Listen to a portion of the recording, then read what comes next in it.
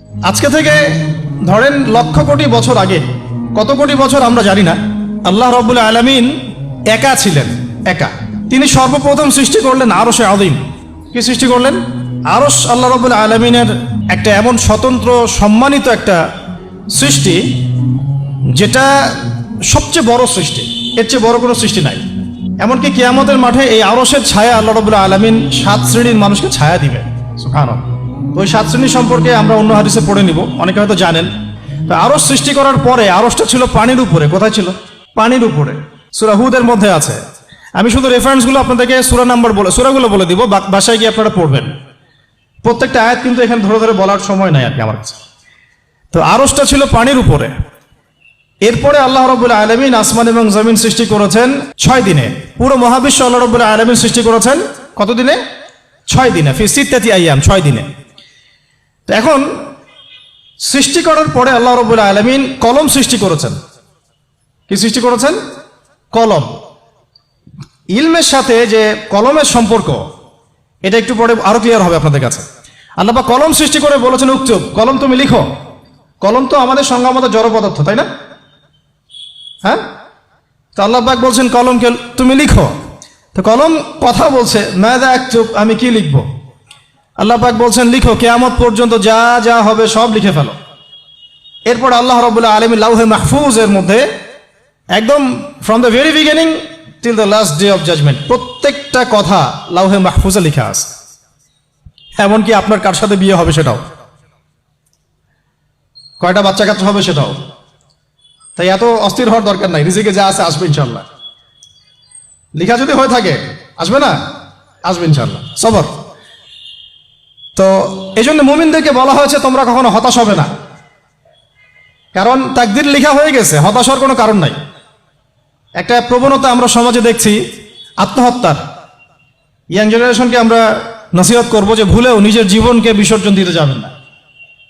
আল্লাহ রাব্বুল আলামিন আপনাদেরকে সৃষ্টি করেছেন তার ইবাদত করার জন্য এবং তার জমিনে তার দিনটাকে প্রতিষ্ঠা করার জন্য। হেলায় খেলায় আপনার জীবনটা নষ্ট করবেন না, ঠিক আছে ভাই?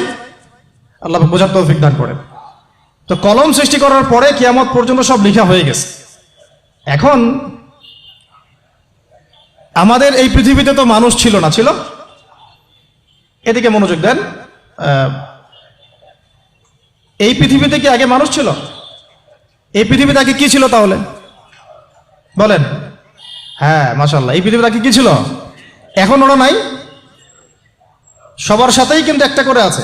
কমপক্ষে কয়টা করে? সবার সাথে কমপক্ষে একটা করে। আর কোন কোন জায়গা আছে যেখানে জিনের বড় বড় আখড়া আছে। পৃথিবীতে যে জায়গাগুলো থেকে ইসলাম বিরোধী অপতৎপরতাগুলো চলে, ওখানে জিনের আখড়া বেশি। আর কথা বুঝতে পারছেন? তো জিন জাতিকে আল্লাহ পাক ধ্বংস করে দিয়েছেন তাদের পাপের কারণে, আল্লাহ দ্রোহিতার কারণে, অবাধ্যতার কারণে। এখন আল্লাহ রাব্বুল আলামিন ইরাদা করলেন পৃথিবীতে আমাদেরকে সৃষ্টি করবেন, মানে মানুষকে সৃষ্টি করবেন। আল্লাহ পাক তার সমস্ত ফেরেশতাদেরকে একত্রিত করলেন। ঘটনাটা কিন্তু খুব ইন্টারেস্টিং।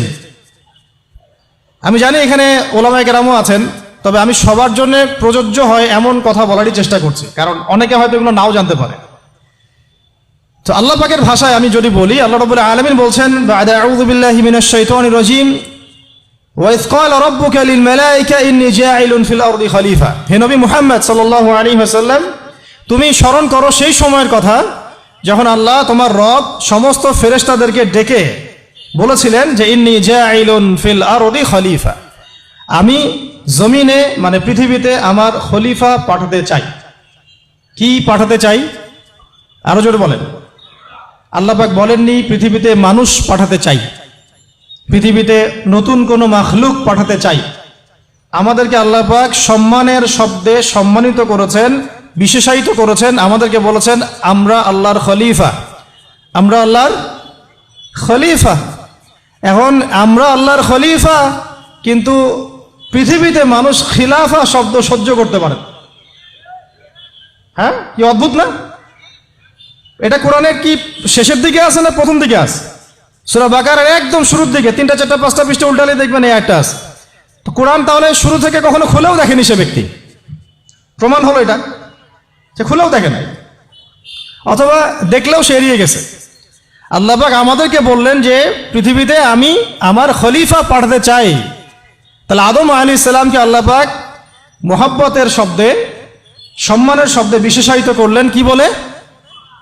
সুবহানাল্লাহ।